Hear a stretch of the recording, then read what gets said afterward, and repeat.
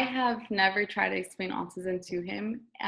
He is 9 years old and he can communicate very mildly. He doesn't like if you ask him a question, he'll answer it most of the time if it's a yes or no question. But he doesn't really understand, right? I believe he doesn't understand it more than that. Like if I were to ask him, like, what did you do at school today? Or what do you want to eat for lunch? Sometimes like he just doesn't answer back, or he just starts to say random things. And so I have never tried to explain autism to him. And I don't think he would understand what autism means. Sometimes what I've tried to do is that there's this song, I don't know if you've heard of it. It's called what's it called? It's something about like everybody being beautiful, and he loves to sing it all the time. And so I mean, I just kind of like repeat that to him, and I'm like, oh, like you're beautiful, like because in your own way. But I haven't really tried to explain autism to him. When he's older, definitely my parents and I, we want to include him in some way into that talk once he's able to understand more. But as of now, I haven't been able to talk to him about that. Now, how about your other sibling? Have you had that conversation with your other sibling? Yes. So he's 12 years old. Like I said, when he was younger, when Nicholas was around 5 or 6, there wasn't really that conversation that we had about autism. We kind of just assumed that he wasn't going to understand, or that he was too young, or he wasn't really going to be affected by it. So what happened was that as he started to get older, he was in elementary school and I was in high school.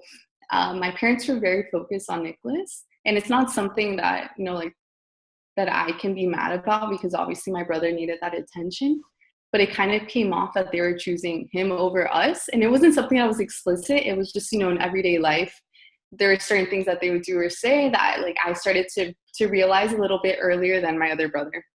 And so I started to look up autism up on my own, and I would talk to other people about autism. Even though I wasn't very open about telling people I had a brother with autism, it actually took me a really long time to admit it to some of my friends, because I kind of was so confused, and I wasn't completely sure about my brother's abilities, and I was kind of scared also about his prognosis, that I really didn't want to say it out loud to other people that I knew. So I'd either find myself Googling things at night or asking my teachers.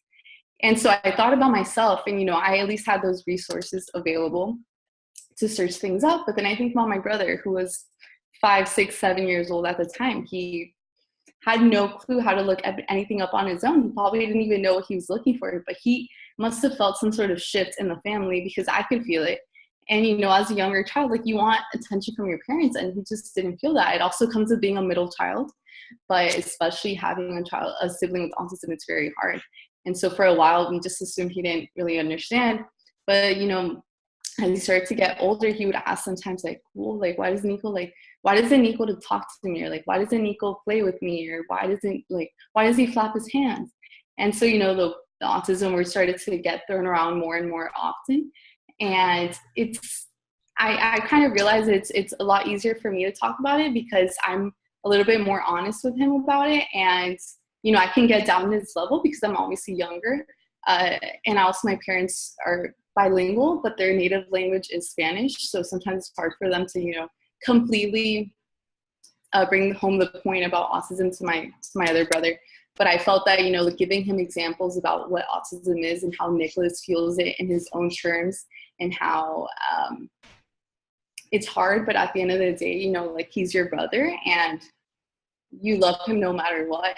And, Santiago, the brother without autism, he's been extremely cooperative, and he's been very responsible and mature about it.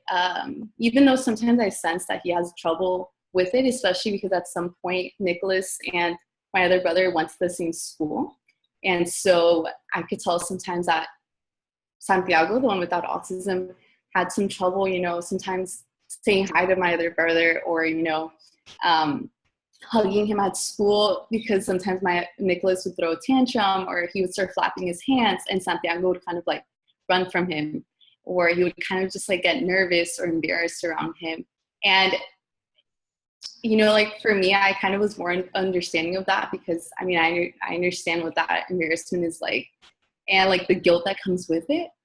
But it was a little bit, I think, harder for my parents to understand that. But you know, like now at this point, my brother's in middle school, and I'm always encouraging him, like, listen, it doesn't matter what other people think about your brother. When we go out in public, people stare. But at the end of the day, like, you don't know these people and they're just being judgmental. You know that your brother's a good person, and you know that it's not his fault that he has autism. So you just need to love him for who he is. And if, you know, you ever need help trying to explain that to other people, you let me know and I will try to clarify that for you. So